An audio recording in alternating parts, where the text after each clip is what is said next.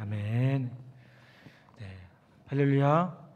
오늘 함께 예배하는 우리 현장에서 또 온라인으로 함께 예배하는 우리 모든 성도들과 또 우리 모든 교우들에게 하나님의 놀라운 은혜와 축복이 가득하기를 간절히 축원합니다. 우리 앞뒤 좌우로 또 옆을 보면서 한번 인사해 보겠습니다. 참 잘오셨습니다. 반갑습니다. 우리 온라인으로 들으신 분도 네, 반갑습니다. 이렇게 또 오랜만에 현장에서 또 예배 드리니까 또 설교하는 저도 참 좋은 것 같아요. 바라기는 코로나19라는 이 상황들이 좀 너무 어려운 상황으로 나아가고 있는데 더 빨리 속히 좀 진정되어져서 우리가 더 자유롭게 함께 예배하고 또 하나님께 영광 돌리는 그날이 오기를 간절히 소망합니다. 그러기 위해 조금 불편하시더라도 마스크 뭐 이런 착용하는 부분들, 현장에서 예배할 때는 좀 주의하시는 부분들은 조금만 이해해 주시길 다시 한번 부탁을 드리겠습니다. 생테츄베리라는 아주 유명한 작가가 있죠. 이분이 쓴 행복어 사전 시리즈 2권에 보면 제목이 뭐냐면 특별한 내 인생을 위한 아름다운 반항이라는 그런 책이 있습니다. 이 책 제목에 보면 아름다운이라는 단어와 반항이라는 단어가 조합되어 있는 것을 보게 돼요. 이 책에서 생텍쥐페리는 인간의 역사는 곧 반항의 역사다라고 가르칩니다. 반항이라는 것이 자유를 찾아가는 일이며 자유를 찾아간다는 것은 우리가 살아있다는 의미라고 이야기합니다. 그 특별한 의미의 실현을 위해서 우리의 인생은 아름다운 반항이 필요하다는 겁니다. 따라서 반항은 진정한 자유를 찾아가는 인생의 여행이다라고 저자는 아주 강조를 합니다. 이 생텍쥐페리가 이야기한 대로 반항이라는 것이 지나간 인류 역사에서 보면 아주 중요한 가치들의 실현에 기여해 온 것은 분명한 사실인 것 같기도 합니다. 우리가 생각할 수 있는 대부분의 인간으로서의 권리들은요, 모두 이 아름다운 반항을 통해 얻어지기도 했습니다. 또 개신교를 뜻하는 이 프로테스탄트라는 단어도요, 어떤 의미가 있냐면 저항하는 사람들, 항의하는 사람들이라는 뜻을 가지고 있어요. 시위하는 사람들이라는 거예요. 왜 그럴까요? 이 종교개혁 당시에 그 썩어져가는 중세 교회를 바라보면서 로마 가톨릭을 바라보면서 말 그대로 항의를 하기 시작하면서 이 개신교가 만들어졌기 때문에 그렇습니다. 그렇다고 해서 모든 반항이 다 아름다운 것일까요? 오늘 우리 시대의 문화는요, 문자 그대로 이 반항의 문화라고 해도요, 지나치지 않습니다. 반항의 모습은요, 가정, 직장, 학교, 심지어 이 교회 안에서도 더 이상 낯설지 않음을 보게 됩니다. 우리가 살아가고 있는 이 시대를요, 소위 포스트 모던의 시대라고 얘기를 합니다.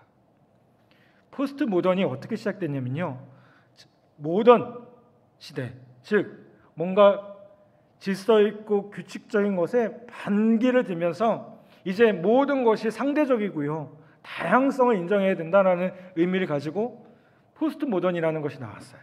그러니 우리가 살아가고 있는 이 시대는 어떤 시대일까요? 절대적인 것이 없고 늘 상대적이고 모두가 맞다고 생각하는 그런 반항의 시대를 살고 있는 것이 어쩌면 당연하다는 겁니다. 그런데 여러분, 이런 정당한 반항이 가지고 있는 의미 있는 가치에도 불구하고요, 성경은요, 일관성 있게 이야기하는 것이 있어요. 그것이 뭐냐? 순종의 문화를 가르치고 있다는 겁니다. 오늘날 순종이라는 것은 어떻게 보면 인기 없는 교훈입니다. 학교에서 가르치기를 포기한 구시대의 가치로 취급되기도 하고요, 또 뭔가 순종에 대해서 이야기하면 저 사람 뭔가 되게 권위적이고 고리타분한 이런 모습으로 생각할 수도 있습니다. 그런데 우리의 주가 되시는 예수님이 삶으로 몸소 보여주셨고 또 그 제자들이 오늘도 여전히 붙잡고 살아야 한다고 가르치신 가치가 순종이라는 겁니다. 물론 그렇게 살아가는 바보처럼 남의 말만 따라간다고 똑똑한 이웃들에게 왕따 당할 수밖에 없다고 항의하는 분들이 적지 않을 겁니다. 여러분, 그런데 이 왕따의 참 의미를 아시나요? 뭘까요? 어느 분이 이런 얘기를 하더라고요. 왕따는 왕을 따르는 사람들이다. 동의하십니까?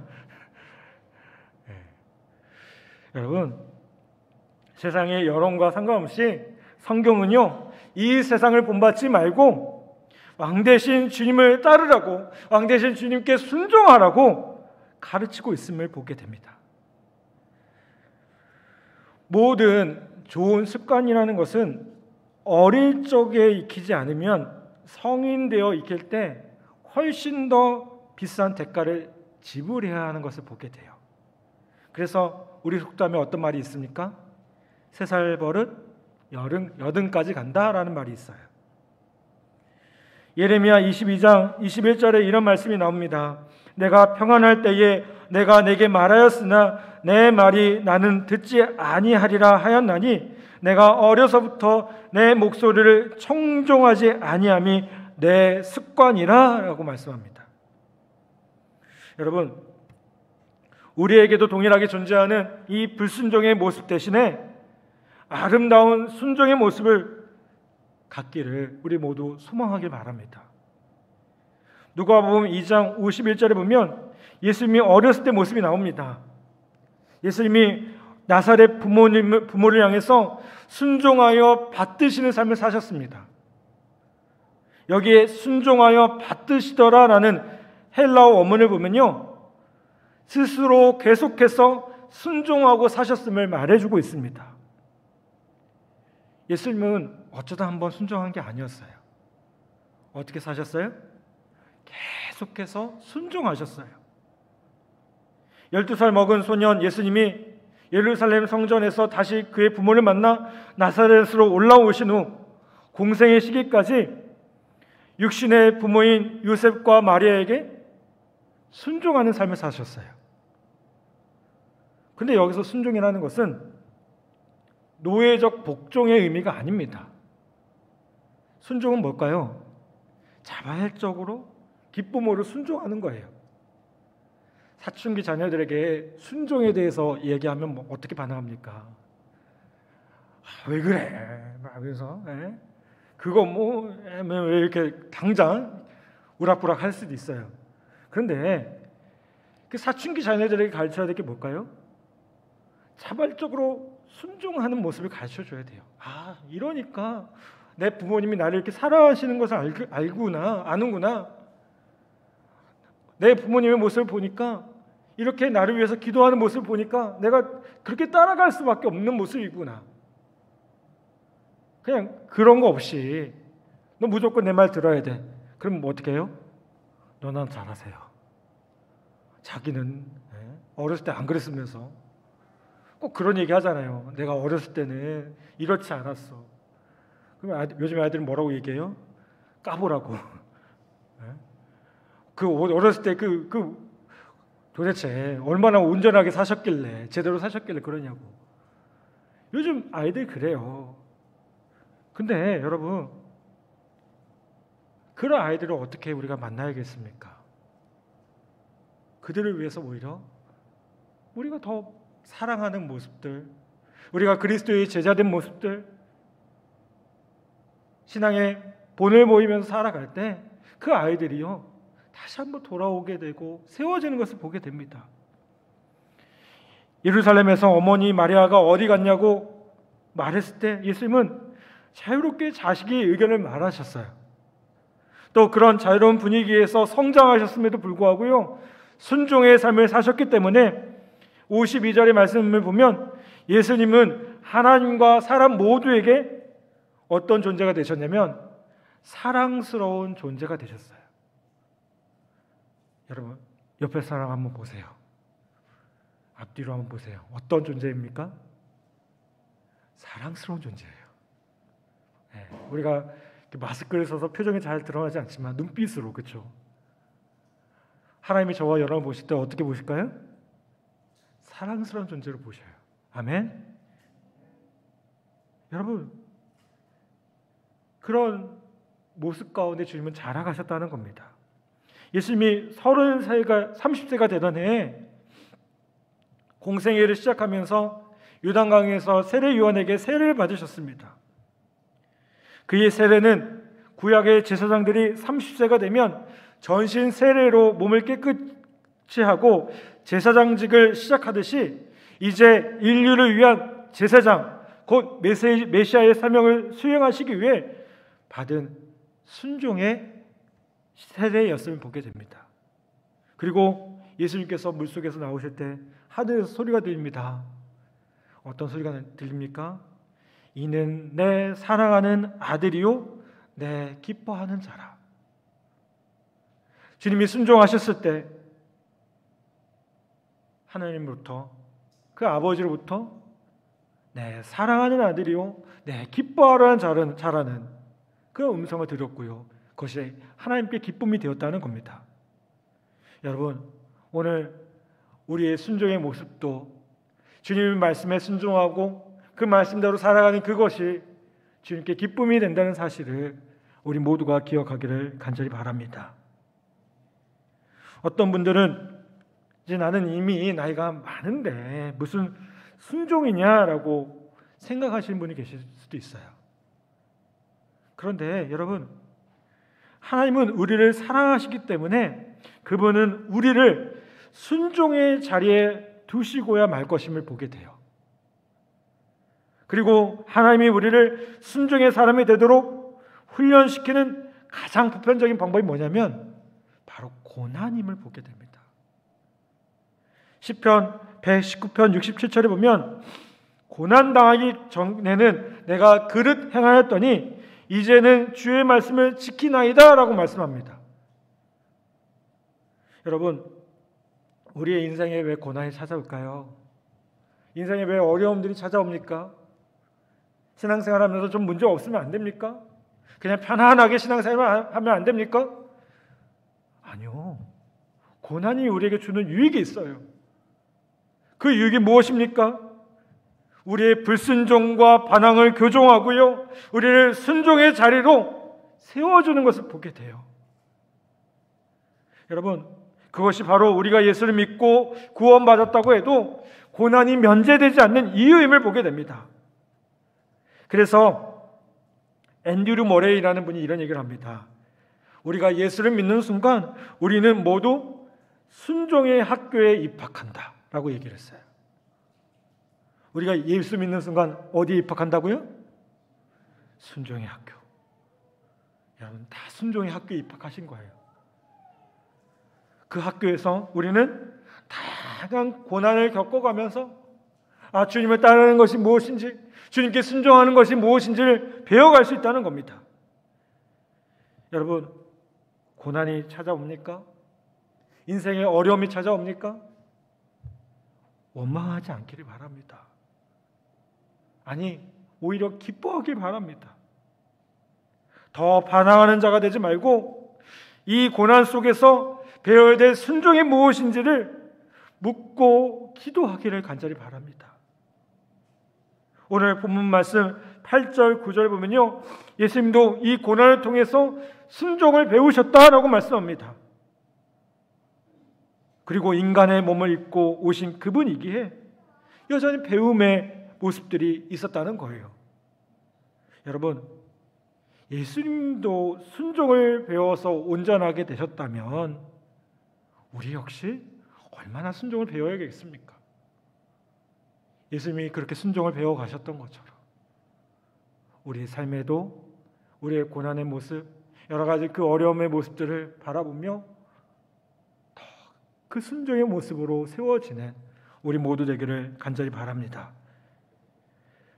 중국의 문화혁명이 시작되면서요, 선교사들이 모두 중국 대륙을 떠나던 때에 한 영국 선교사님이 자기의 동역자인 이 중국 사역자를 이 고난의 현장에 두고 떠나는 것이 마음에 걸려가지고요, 같이 영국으로 떠나자고 그렇게 이야기합니다. 그러자 이 중국 사역자가 말없이 티백을 드더니 이렇게 얘기합니다. 선교사님, 질문을 드리겠으니 용서하시고 대답해 주십시오. 그래서 선교사님이 뭐든지 말하라고 했습니다. 선교사님, 이 티백에 뜨거운 물이 들어가지 않고 차를 마실 수 있습니까? 말을 잃어버렸던 선교사님 앞에서요, 이분이 이렇게 말을 이어갑니다. 선교사님, 저와 저의 가족일랑 염려하지 마시고 속히 선교사님의 고국으로 떠나십시오. 선교사님이 이 땅에 돌아오시는 날 제가 제대로 된 차 맛을 낼 수 있도록 기도해 주십시오. 이런 말을 했다고 합니다. 사랑하는 여러분, 우리 안에 있는 고난, 우리 안에 있는 문제들, 우리가 겪고 있는 여러 가지 시련의 모습들 다 어떤 모습일까요? 우리로 하여금 제대로 된 맛을 내기 위해서 그리스도의 모습을 닮아가고 그리스도의 향기로 세워지고 그 아름다움, 그 풍미를 느낄 수 있도록 주님이 우리를 그렇게 빚어가고 있다는 사실을 우리 모두가 기억하기를 간절히 바랍니다. 그래서 야고보서 1장 2절부터 4절까지 보면 이렇게 말씀해요.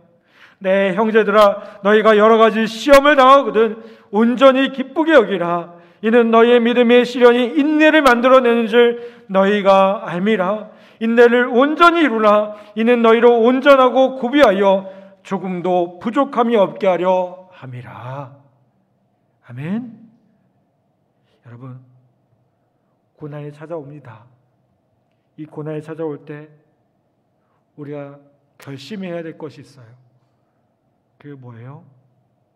더 하나님 붙들겠노라고, 더 하나님의 기쁨 되기 원한다고, 더 십자가를 바라보며 이 고난을 이기기 원한다고, 여러분 그렇게 기도하며 결단하는 우리 모두 되기를 간절히 바랍니다.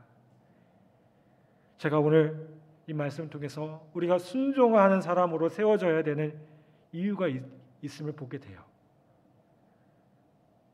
물론 순종이 우리를 온전하게 하는 유익이 있습니다. 그런데 순종의 궁극적인 이유는요, 하나님의 뜻을 따르는 데 있음을 보게 됩니다. 예수님께서 인류 구원을 위해서 십자가를 지시는 거예요. 이건 뭘까요? 명백한 하나님의 뜻이었어요. 그럼에도 불구하고 십자가를 앞두고 주님이 어떻게 하십니까? 너무나도 진지하게 기도하셔요.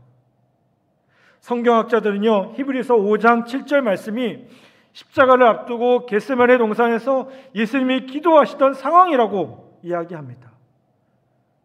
그는 육체에 계실 때에 자기를 죽음에서 능히 구원하실 이에게 심한 통곡과 눈물로 간구와 소원을 올렸고 그의 경건하심으로 말미암아 들으심을 얻었느니라 라고 말씀합니다.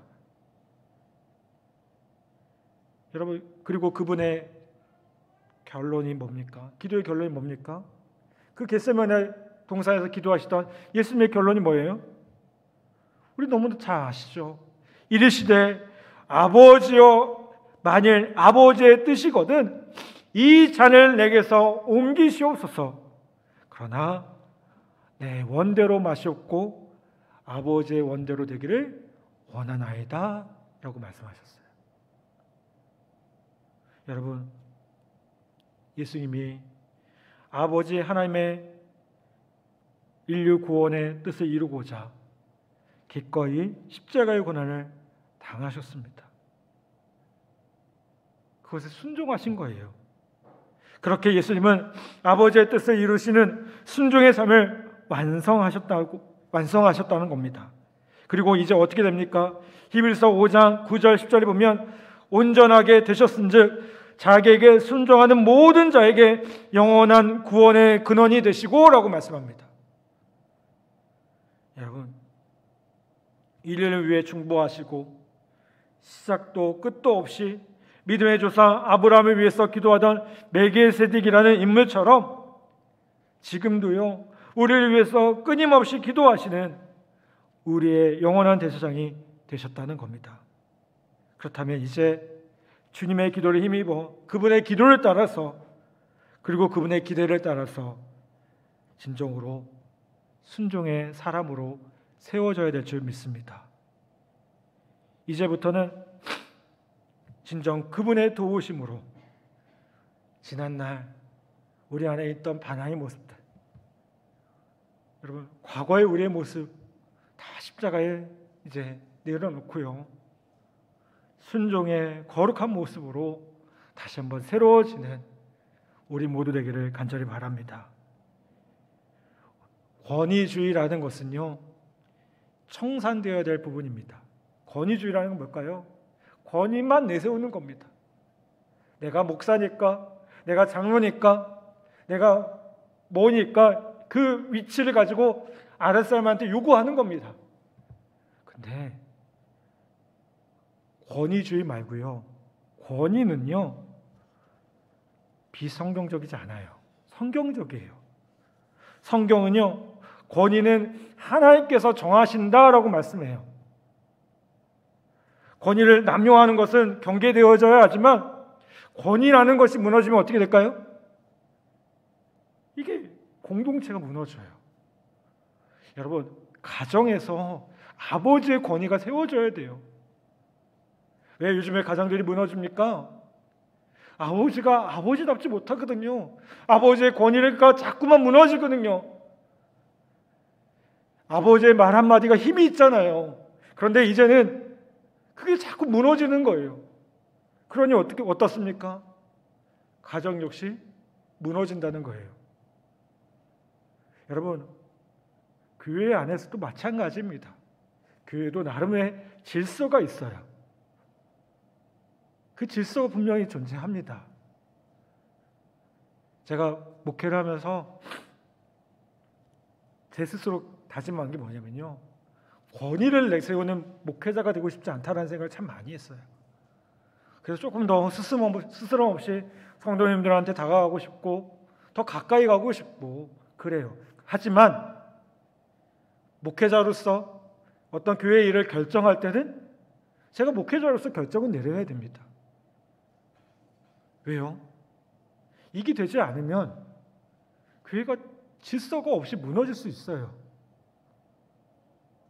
그리고 너무 감사한 거는 제가 그동안 목회했던 교회들, 또 국방대 교회 특별히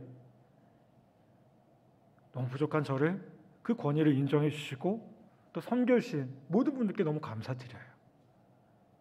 그래서 우리 교회가 이 어려운 시기들을, 이 모든 것들을 은혜롭게 이 모든 일을 감당하고 있는 줄 저는 분명히 믿습니다. 여러분, 제가 앞서 말한 것처럼 반항이 대세라고 얘기해요. 그게 마치 멋있는 것처럼 보입니다. 그런데 오히려 이 시대 가운데 하나님의 말씀에 순종하는 사람이 필요함을 보게 됩니다. 여러분, 그 사람이 어디 있습니까?